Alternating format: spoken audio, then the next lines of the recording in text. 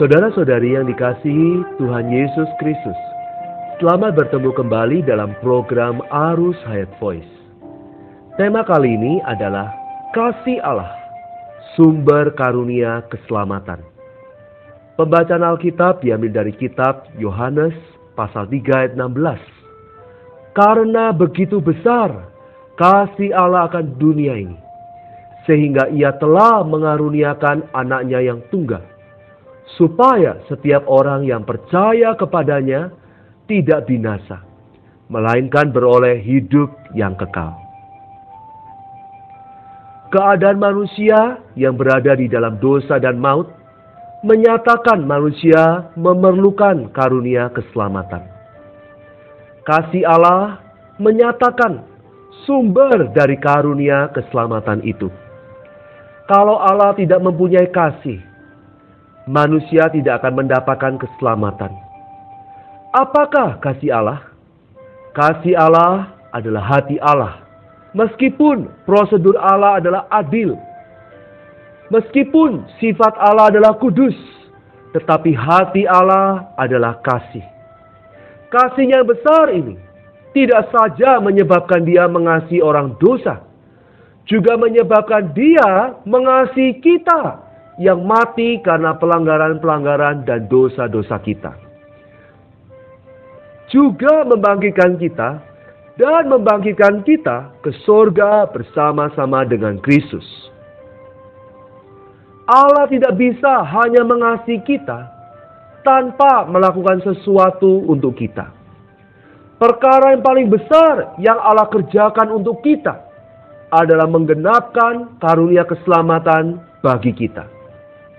Untuk itu Allah sengaja mengaruniakan anaknya yang tunggal kepada kita, agar kita mengetahui betapa besarnya kasih Allah kepada kita.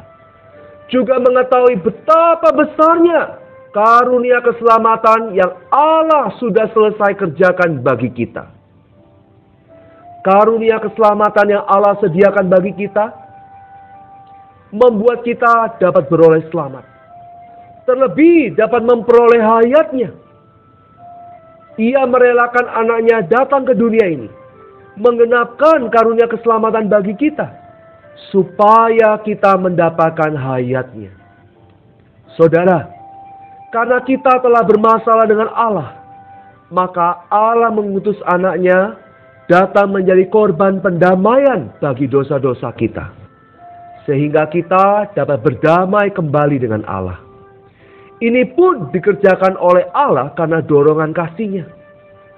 Dosa-dosa kita membuat keadil benaran dan kekudusan Allah menuntut diri kita, sehingga Allah tidak bisa berkenan kepada diri kita. Karena itu kasih-Nya membuat Dia mengutus anaknya yang tunggal menjadi korban pendamaian bagi dosa-dosa kita, supaya Allah dapat menurut tuntutan keadil benaran dan kekudusannya menerima diri kita, kembali berdamai dengan kita. Kasih Allah tidak saja menggenapkan karunia keselamatan bagi kita, tetapi juga mencarikan satu jalan supaya kita dapat mendapatkan karunia keselamatan. Setelah Allah menggenapkan karunia keselamatan, Ia mengajuri manusia, menasihati manusia, memberitakan kepada manusia bahwa manusia perlu berdamai dengannya. Menasihati kita yang menjauhinya.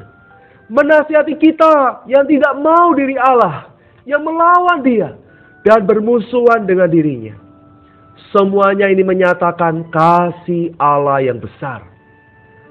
Teman-teman sekalian, kalau Anda belum percaya Tuhan Yesus, kalau sanak keluarga Anda, teman Anda menasihati Anda untuk percaya Tuhan Yesus, itu membuktikan bahwa Allah mengasihi Anda. Melalui mereka Allah mau supaya Anda mendapatkan karunia keselamatan.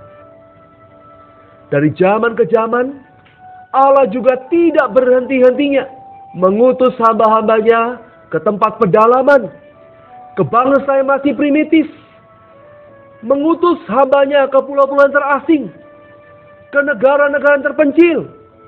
Meskipun mereka menghadapi banyak tantangan dan bahaya, Mereka masih mau pergi mengabarkan Injil kepada manusia. Mengapa demikian? Itu tak lain karena kasih Allah mendesak mereka datang. Allah senang dengan kasih-Nya mendorong manusia pergi mengundang orang lain menerima karunia keselamatan. Saudara, kasih Allah tidak saja menyebabkan Dia mengutus hamba-Nya pergi memberitakan Injil. Kasih Allah juga menyuruh Roh Kudus Ia karuniakan menyertai hamba-hamba-Nya, bekerja di dalam hati manusia. Ketika kita memberitakan, menjelaskan firman Tuhan, Roh Kudus bekerja sehingga orang mau tidak mau harus percaya. Roh Kudus terus mengikuti kita, membuktikan bahwa Injil Allah menggerakkan hati orang, supaya orang mau tidak mau harus percaya. Banyak orang yang hatinya sangat keras. Banyak orang yang melawan Allah dengan hebat. Kalau bukan Allah dengan kuasa-Nya menghancurkan hati mereka yang keras, mematahkan tekad mereka yang tegar, mereka pasti selamanya tidak bisa bertobat, percaya dan menerima karunia keselamatan. Dan ketika kuasa Allah bekerja, orang yang bagaimanapun kerasnya, orang yang bagaimanapun kakunya, juga tidak bisa tidak bertobat. Tidak bisa tidak percaya. Ini juga adalah kasih Allah. Alkitab dengan jelas memberitahu karunia keselamatan Allah kepada kita, sehingga kita mempunyai hikmat yang bisa mengerti karunia keselamatan Allah. Ini pun disediakan oleh kasih Allah kepada kita.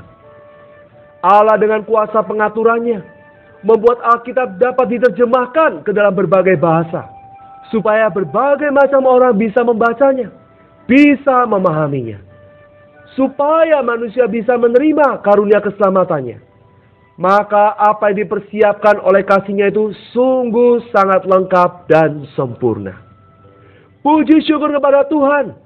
Kasih Allah adalah sumber karunia keselamatan. Mari kita berdoa. Ya Bapa, terima kasih untuk kasih-Mu yang sangat besar bagi kami manusia yang berdosa. Kami seharusnya binasa karena pelanggaran dan dosa-dosa kami. Kami memuji hati kasih-Mu yang tidak pernah putus asa dan memberikan karunia keselamatan pada kami. Meski kami melawan Engkau, menjauhi Engkau, Engkau tetap setia memanggil kami melalui Injil-Mu.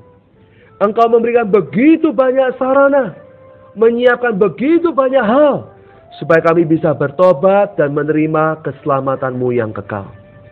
Terima kasih Tuhan, di dalam nama Tuhan Yesus kami berdoa dan mengucap syukur. Amin. Demikianlah firman Tuhan. Sampai bertemu di kesempatan berikutnya. Kasih karunia Tuhan Yesus menyertai roh kita sekalian. Amin.